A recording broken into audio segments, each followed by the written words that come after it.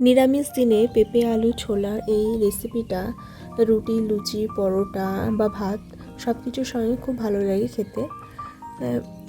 পেঁপে আলু ছোলার রেসিপিটা বানানোর জন্য আমি পেঁপেগুলোকে চৌকো চৌকো করে কেটে নিয়েছি, একই রকমভাবে আলুগুলোকেও কেটে নিয়েছি। এবারে কড়াইয়ে পরিমাণ মতো সর্ষের তেল দিয়ে 5 ফোড়ন আর দিয়ে দিচ্ছি 2টো শুকনো লঙ্কা।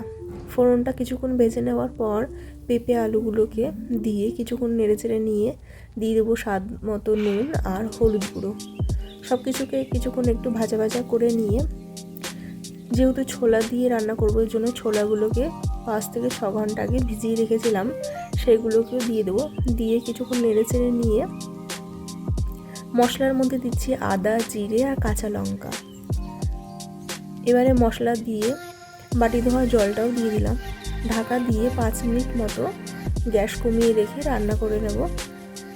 5 মিনিট পর দেখে নেব পেঁপেগুলো সেদ্ধ হয়েছে কিনা। পেঁপেগুলি যদি সেদ্ধ হয়ে যায় তাহলে কিছুক্ষণ নেড়েচেড়ে নেওয়ার পর দিয়ে দেবো পরিমাণ মতো গরম জল। গরম জল দিয়ে 10 মিনিট মতো ফুটিয়ে নামিয়ে নিতে হবে। আর নামানোর আগে দিয়ে দিতে হবে গরম মশলার গুঁড়ো। আর কেউ যদি চিনি দিতে পছন্দ না করেন তাহলে স্কিপও করা যায়। আমি নামানোর আগে একটু চিনি দিয়ে নামিয়ে নেব। রেসিপিটা ভালো লাগলে লাইক, কমেন্ট, শেয়ার করতে ভুলবেন না। অবশ্যই চ্যানেলটাকে সাবস্ক্রাইব করে পাশে থাকবেন।